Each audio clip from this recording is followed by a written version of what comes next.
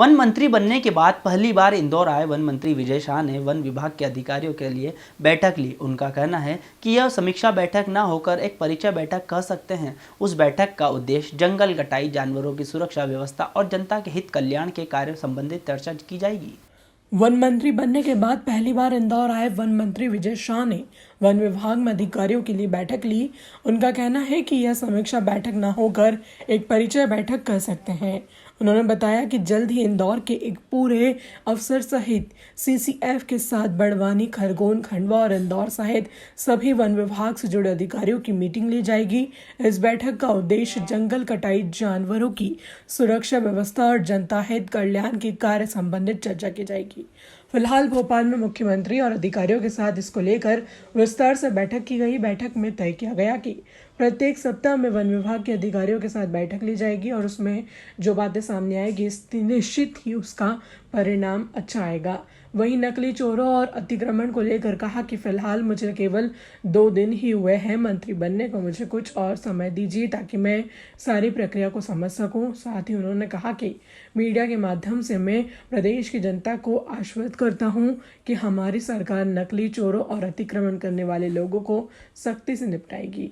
अखबार मालिक प्यारे मियां के अंसल अपार्टमेंट के फ्लैट से मिले वन्य प्राणी के सींग के बारे में कहा कि न्यायालय में पुलिस द्वारा आदेश करने के दौरान वन विभाग कोर्ट से रिमांड की मांग करेगा। वन विभाग ने वन्य अधिनियम के तहत आपराधिक मामला दर्ज किया गया है। वहीं इस मामले में प्यारे मियां के बेटे शहनवाज को भी आरोपी बनाया गया है। वन विभाग को रिमांड लेने पर वन विभाग कई बिंदुओं पर पूछताछ करेगा। मंत्री विजय शाह ने कोरोना वायरस को लेकर कहा कि फिलहाल देश कोरोना वायरस महामारी बीमारी से परेशान है, जिसको हराने के लिए सोशल डिस्टेंसिंग का बखूबी पालन करना पड़ेगा। साथ ही उन्होंने कहा कि अगर एक दूसरे से मिलेंगे नहीं, चर्चा नहीं कर होगी तो दुनिया ठप हो जाएगी, इसलिए मास्क और सोशल डिस्टेंसिंग का पालन जरूरी है। उपचुनाव को लेकर भी विजय शाह ने बताया कि भारतीय जनता पार्टी सभी सीटें जीतेगी, क्योंकि जिस परिस्थिति में कमलनाथ सरकार ने जनता को गुमराह करके वोट लिए थे, अब वही जनता उनसे त्राही हो गई थी। जो जंगल की सुरक्षा उसको लेकर कभी प्रश्न उठ जाते हैं, तो क्या उनकी भी वनकर्मियों की भी? जंगल की सुरक्षा केवल वनकर्मियों का दायित्व तो नहीं है, सामाजिक दायित्व है।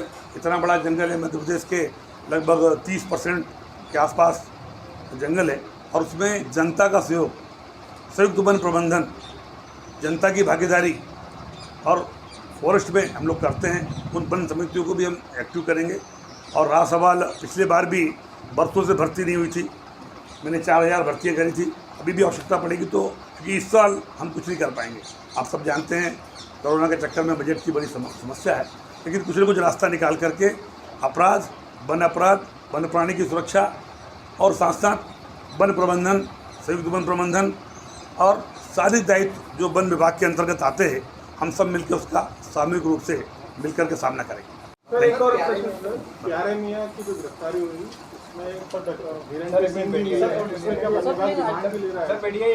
देखिए,